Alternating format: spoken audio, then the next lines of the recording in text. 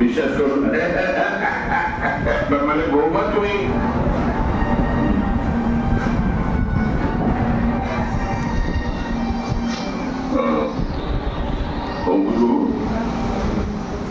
আপনার বৌমা কোথায়?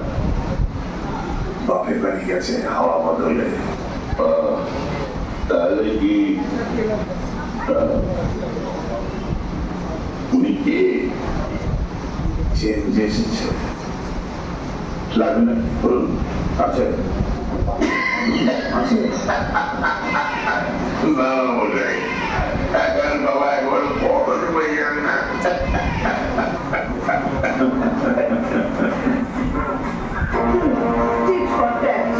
আন্দোলনে একমাত্র পথ। ওরা যত বেশি নোংরামি করবে আমাদের আন্দোলনের উত্তর তত বেশি মানতে হবে। মানুষকে বোঝাতে হবে এই নোংরামগুলো মানুষকে চোখে আজকে দেখাতে হবে। মানুষ যদি বুঝতে পারে তবেই কিন্তু পরিবর্তন হবে। কখনোই না। এর যে অপরাধমূলক কাজের সঙ্গে অনেক বেশি আগে তো তৎপরতা। আসলে নেতারা তো ঠান্ডা ঘরে থাকেন, তারাই গরিবের যন্ত্রণা বুক ফাটার কান্না কোনোদিনই তাদের কানে পৌঁছায় না।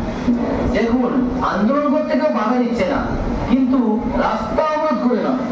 হাজারে গরু বললে সকল ঠিক খবর পায়। তার বলতে একটু গন্ধ বেরোয় চলে আসে। এখানে পেটে শরীর নিয়ে ব্যবসা হয়। পুলিশ তো পার্টির দালাল হয়ে গেছে। এসব শোনাও পাপ। গলায় তুলসীর মালা, আসলে উনি একজন ভণ্ড প্রতারক।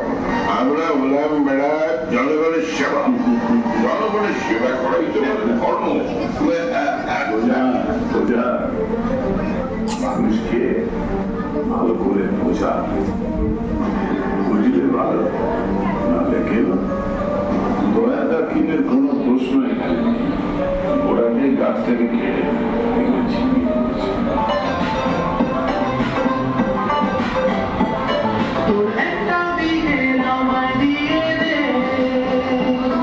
আমি তোর হয়ে তোকে পেতে চাই, তোর একটা সন্ধে আমায় দিয়ে দে, আমি জোৎস্না হয়ে তোকে ছুটে চাই।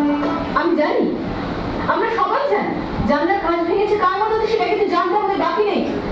তাই দোষীরা যতক্ষণ না শাস্তি পাচ্ছে আমাদের অবরোধ চলছে, চলবে। দেখো বিচার ব্যবস্থার প্রতি আমার পূর্ণ আস্থা আছে। তার বিচারকদের প্রতি শ্রদ্ধা আর সম্মান জানিয়ে বলছি, কোন কোন বিচারকদের বিচার আমার নিরপেক্ষ বলে মনে হচ্ছে না।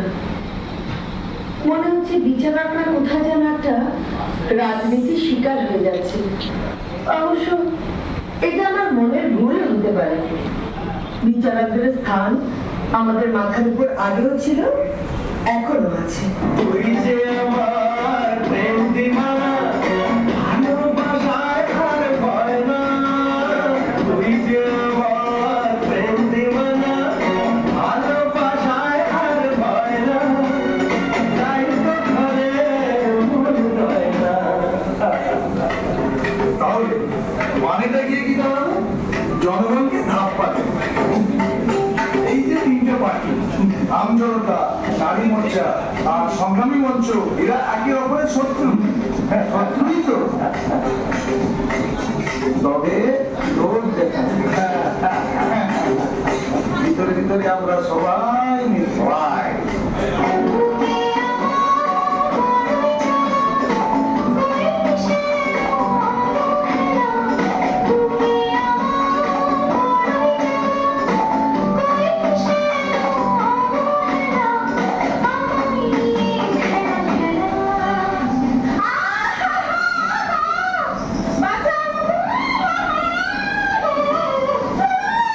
আমাকে ছাড়ো, আমাকে ছাড়ো।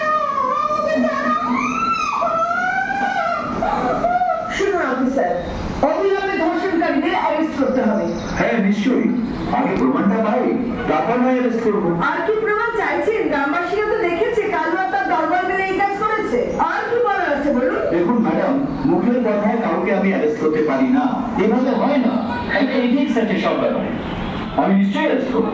চোরের মায়ে বড় গলা, নিজেদের পাপ ঢাকতে এখন আমাদের ঘরে দোষটা পাচ্ছে। লজ্জা করে না এসব কথা বলতে?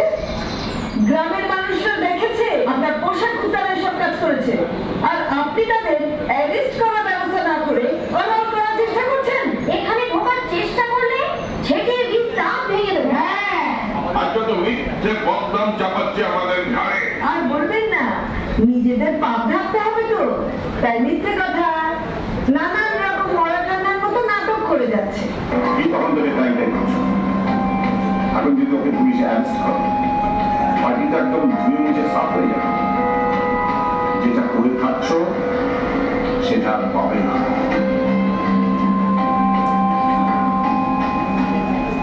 শোনো,